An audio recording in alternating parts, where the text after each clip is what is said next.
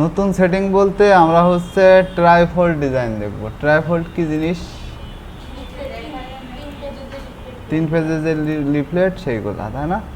তো এখন এটা তো নির্দিষ্ট একটা মাপ আছে, তাই না? এখানে যদি আমরা সার্চ দিই TRI, আচ্ছা ট্রাইফোল্ড কিন্তু দুই রকম হয়। এই দেখো এখানে গেলে ট্রাইফোল্ড হয় একটা, এখানে ট্রাইফোল্ড আছে। আচ্ছা ম্যাগাজিন কোয়ালিটির এটা ট্রাইফোল্ড, হ্যাঁ। আর একটা আছে কি জেড ফোল্ড, ঠিক আছে? জেড ফোল্ড আর ট্রাইফোল্ডের মাপ দুইটা দুই রকম হয়। দেখো এখানে আমি যদি একটু সার্চ দিই জেড ফোল্ড, সব রেডি করে রাখছি। জেড ফোল্ডগুলো এই যে ফন, হ্যাঁ জেড ফোল্ডের এটার নাম দিয়েছে হয়তো এইটা, কিন্তু জেড ফোল্ড মূলত হচ্ছে যে তোমার এই নির্দিষ্ট মানে এই সাইজ সমানই হয় আর কি। হ্যাঁ হ্যাঁ হ্যাঁ। তো এখন মানে ওইটার সাইজ কিন্তু আবার সমান হয়। মানে কেমন হয় আমি দেখাচ্ছি, দেখো যে এইখানে ট্রাইফোল্ডের আমি কিছু ডিজাইন এখানে রেখে দিছি। বিশেষ করে হচ্ছে এভাবে বোঝা যাচ্ছে না, জিগজ্যাগ টাইপের। মূলত হচ্ছে এই যে এইটা হচ্ছে আমাদের দুইটা জিনিস। একটা কি, একটা হচ্ছে রোল ফোল্ডের সাইজ দেখছো 200, এটা মিলিমিটারে করবো আমরা, হ্যাঁ। আমরা তো এতদিন ইঞ্চিতে করছি, তাই না? এখন আমাদের করতে হবে কি মিলিমিটারে করতে হবে, 297 মিলিমিটার। এদিকে আমাদের প্রথম যে পেজ, ঠিক আছে, মানে এখানে জেড ফোল্ড, এটা রোল ফোল্ড, এটা হচ্ছে জেড ফোল্ড। জেড ফোল্ডের 90-90-90, ঠিক আছে, সমান দূরত্ব। এদিকে 297-210 মিলিমিটার। এটা কিন্তু আমাদের A4 সাইজেরই মাপ, ঠিক আছে। একটা A4 সাইজ দিয়ে কিন্তু রোল ফোল্ড বা জেড ফোল্ড তৈরি করা যায়। তো এই যে যে মাপ, এই মাপ থেকে আমরা কি করব দেখুন, এইখানে হচ্ছে ব্যাকে দিতে হবে 100, ঠিক আছে। ব্যাক কোনটা? মাঝখানেরটা। এদিকে ফ্লিপে দিতে হবে 97। ফ্লিপ কোনটা? এই প্রথমে যেটা আসবে সেটাই কিন্তু ফ্লিপ, কিন্তু এইটা কিন্তু ঘুরে যাচ্ছে, তাই না? এটা ঘুরে যাচ্ছে। আর এই যে পিছনেরটা যেটা মনে হচ্ছে এটাই সব থেকে লাস্ট, এইটাই সবার প্রথমে আসতেছে, বুঝতে পারছেন?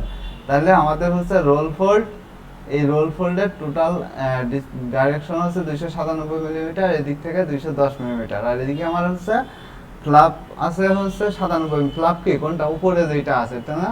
মানে ভিতরে যেটা চলে যাবে ফ্লাপের ভিতরে। আর ব্যাক যেটা আছে মানে পিছন সাইডে থাকবে 100 মিলিমিটার। আর ফ্রন্টে থাকবে কি 100 মিলিমিটার। আমরা প্রথমত এটা যেটা করব যে আমাদের রোল ফোল্ড আর ব্যাক ফোল্ড মানে রোল ফোল্ড ডিজাইনে সামনে পিছনে দুই দিকে ডিজাইন হয়, ঠিক আছে। আপাতত আমরা জাস্ট একটা শুধু সামনের পেজটা ডিজাইন করব, যার কারণে আমরা আর্টবোর্ডও নিব একটা। পরে পিছনে কি দিব না দিব সেটা ডিজাইনের উপরে ডিপেন্ড করবে, যেহেতু আমাদের প্রথম আর্টবোর্ডটা নিয়ে শিখতে হবে, ঠিক আছে। তাহলে আর্টবোর্ড একবার নিলে, আপনি যদি আপনার লাইফে একবারই আর্টবোর্ড নেন, তাহলে একবার নিয়ে ওইটাকে যদি আপনি হচ্ছে আমাদের এই যে এখানে একটা অপশন ছিল, তাই না, যে ফাইল থেকে আমরা হচ্ছে টেমপ্লেট আকারে সেভ করে রাখতে পারবো। টেমপ্লেট আকারে সেভ করলে আমার আর জীবনে কোনোদিন মনে করেন যে এই রোল ফোল্ড ডিজাইন আর করা লাগবে না, মানে এই ডিজাইনের মাপটা আবার নেওয়া লাগবে না, ওইটা দিয়ে আপনি সব ডিজাইন করতে পারবেন। হ্যাঁ বিজনেস কার্ড ওইটা করলে সুবিধা হয়, মানে যখন যেটা, কিন্তু বিজনেস কার্ড কিন্তু এক সাইজ হয় না। বিজনেস কার্ডের কিছুটা হচ্ছে 2 ইঞ্চি হয়, কিছুটা 2.5 ইঞ্চি হয়, কোনোটা 3.2 ইঞ্চি হয়, কোনোটা 3.5 ইঞ্চি হয়। এটা হচ্ছে ডিজাইনের উপর ডিপেন্ড করে বা মানুষের কোয়ালিটির উপরে ডিপেন্ড করে যে আপনি হচ্ছে এটা কি কাজে লাগাবেন। অনেক ডিজাইন আছে যেটা হচ্ছে 3.2 ইঞ্চি, যেটা হচ্ছে ওরা হচ্ছে যে প্রিন্টিং পেজে দেখে ওরা সুতার মাপ বোঝে, ঠিক আছে, এত সুতা 3 সুতো 4 সুতো করে হিসাব করে, ঠিক আছে। তো এইগুলো ওদের নিয়ম আবার আলাদা, মানে আমাদের বাংলাদেশে, ঠিক আছে। তো সেই ক্ষেত্রে আমরা দেখেন এইখান থেকে আমরা যেহেতু এখানে কি দেখছি এইটা দেখেই করব আমরা, হ্যাঁ। এখানে আমাদের যে নিয়মটা আছে সেই নিয়মে যে আমাদের হচ্ছে এইখানে A4 পেপার আছে, তাই না। আমরা A4 পেপারটাকে এখান থেকে নিয়ে নিই, যে এখান থেকে নিউ ফাইল থেকে আমাদের এটা হচ্ছে আমরা কি করব trifold, TRI fold, FOLD fold নাম লিখে নিলাম। তো এইখানে আমাদের হচ্ছে কি করতে হবে, A4 পেপার এটাকে আমরা হচ্ছে মিলিমিটারে নিয়ে চলে আসবো। মিলিমিটারে নিয়ে আসতে 297 মিলিমিটার, 210 মিলিমিটার, ঠিক আছে। তো 210 মিলিমিটার। এইবার ব্লেড এরিয়া তো আমার দিতে হবে, যেহেতু আমাদের ব্লেড এরিয়া এখানে লেখা নাই কোথাও, ঠিক আছে। তো সেই ক্ষেত্রে আমরা ব্লেড এরিয়া দিব জাস্ট 3 মিলিমিটার, ঠিক আছে, 3 মিলিমিটার। এটা দিয়ে এখানে একটা ক্লিক করলে সবগুলাতে চলে আসে অলরেডি, এটার সাথে লিঙ্ক হয়ে যায়। এখানে কিন্তু সেম ওয়াইকেই থাকবে, যেহেতু আমাদের ট্রাইফোল্ড হচ্ছে এটা কিন্তু প্রিন্টে হবে, ঠিক আছে। আর হাই 300 ppi তে হবে, এখান থেকে ক্রিয়েট করে দিতে হবে, ঠিক আছে। আচ্ছা আমি একটু ছোট একটা কাজ করি না, আমার চোখে লাগতেছে, আমি ব্ল্যাক করে নিই এটা।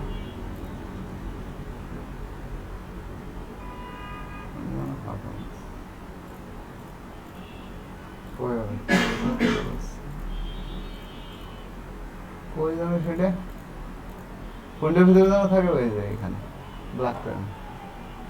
ব্ল্যাক করলে কি দেখতে অসুবিধা হয়?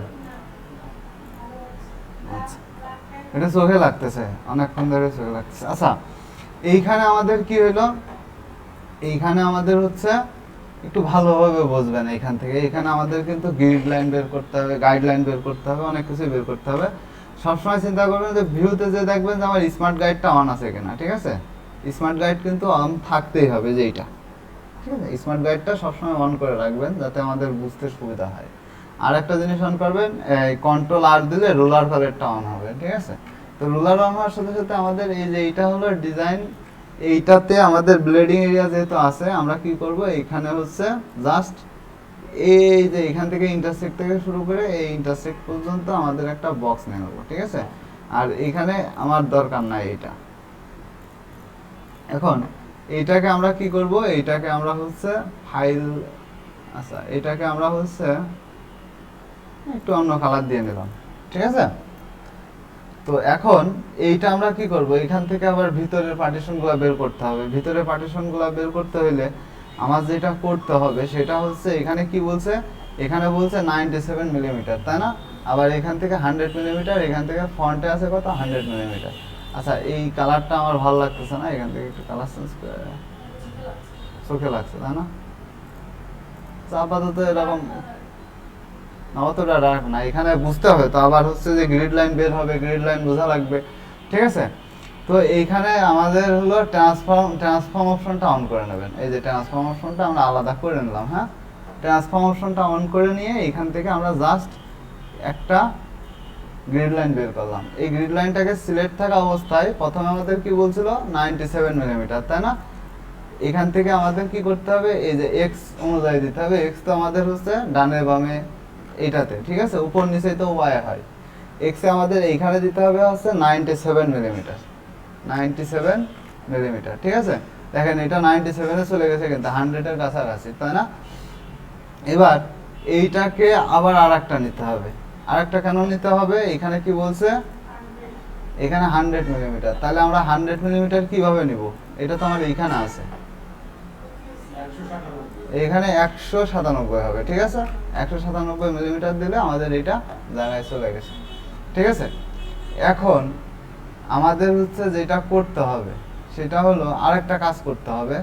সেই কাজটা হচ্ছে যে এইটা করার আগেই করে নিলে ভালো হইতো, হ্যাঁ। সেটা হচ্ছে যে আমরা যে এই যে রোল ফোল্ড, যে মানে আমরা পুরো যে আর্টবোর্ডটা একটা কালার নিছি, এই কালারটাকে অবজেক্ট থেকে আমাদের হচ্ছে পাথ থেকে অফসেট পাথ করে নিতে হবে, হ্যাঁ। অফসেট পাথ করে নিলে কি হবে, এখানে দেখেন প্লাস আছে, -3 মিলিমিটার হবে, হ্যাঁ, -3 মিলিমিটার। -3 মিলিমিটার দিয়ে প্রিভিউ করলে ভিতরে চলে আসবে এটা, ঠিক আছে। এখন এটা প্রিভিউ করলাম, ওকে করলাম, ঠিক আছে।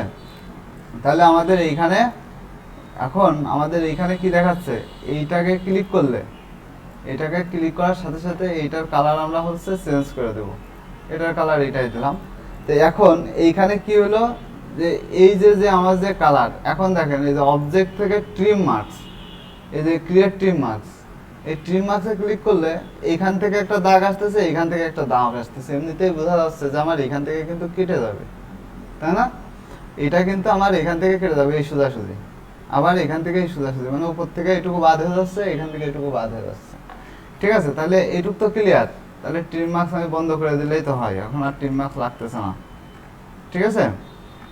ট্রিম মার্কস শুধু কতটুকু কাটবে সেটার উপরে ডিপেন্ড করে। এখন আমাদের যেটা কাজ সেটা হচ্ছে যে আমরা তো গ্রিড লাইন নিলাম, এখন এইটাকে কি করব, এইটাকে কি করব, এই যে এইটাকে আমরা হচ্ছে Ctrl+C Ctrl+F কি হয়, ফন্টে পেস্ট হয়। তাহলে ফন্টে পেস্ট করলাম, করে নিয়ে এটাকে আমরা হচ্ছে এইটুকু দূরত্বে দিলাম, মানে এটা কিন্তু উপরের আর একটা পার্ট, তাই না। এটাকে আমরা কি করলাম, সবুজ কালার দিয়ে দিলাম, ঠিক আছে। আবার এইটাকে কি করব, Ctrl+C Ctrl+F, এখন এইটাকে ওই সাইড থেকে এখানে আনতে হবে, আবার এই পাশেরটাকেও এই সাইড থেকে এখানে আনতে হবে।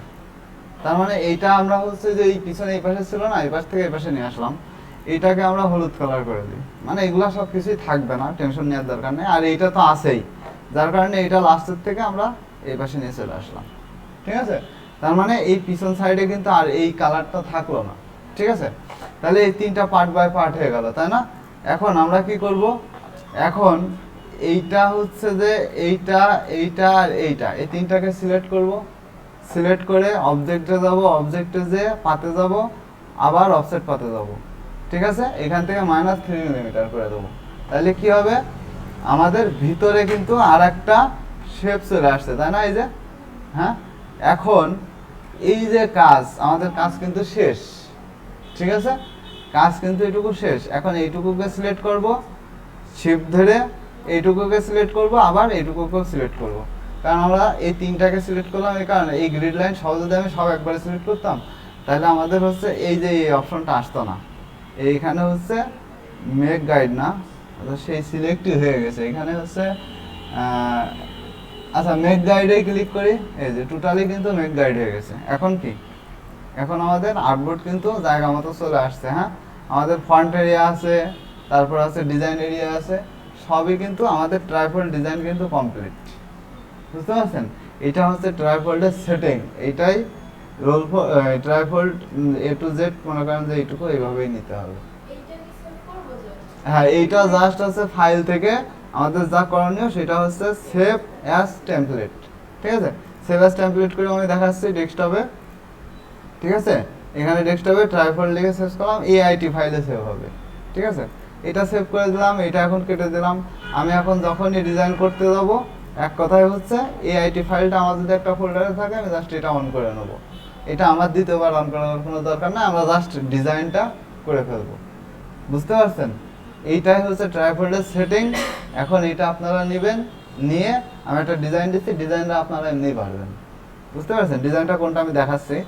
তাহলে আজকে শুধুমাত্র এই পর্যন্ত। ডিজাইনটা আমি হচ্ছে যদিও ভিডিওর মধ্যে দিয়ে দেওয়াই ভালো। এখানে একটা ডিজাইন আমার করা রয়েছে, জাস্ট এই যে এই ডিজাইনটা। আচ্ছা, ফন্ট না পাক, জাস্ট এই ডিজাইন তো করতে অসুবিধা হবে না আমার মনে হয়, না পারবো না? ঠিক আছে, তাহলে এখানে যে ডিজাইন আছে এই ডিজাইনটা আমরা হুবহু করে ফেলবো। এখানে যে টেক্সটের মধ্যে লরেম ইপসন দিয়ে দিছি, আর কিছু না। এটা এভাবে খালি ডিজাইনটা করবা, আর টেক্সটগুলো একটু মনে করো যে ভিতরে রাখার চেষ্টা করবা, আর এখানে যে টেক্সটগুলো আছে এই ভিতরে রাখলেই ডিজাইন কমপ্লিট। আজকের কাজ এতটুকুই। হ্যাঁ।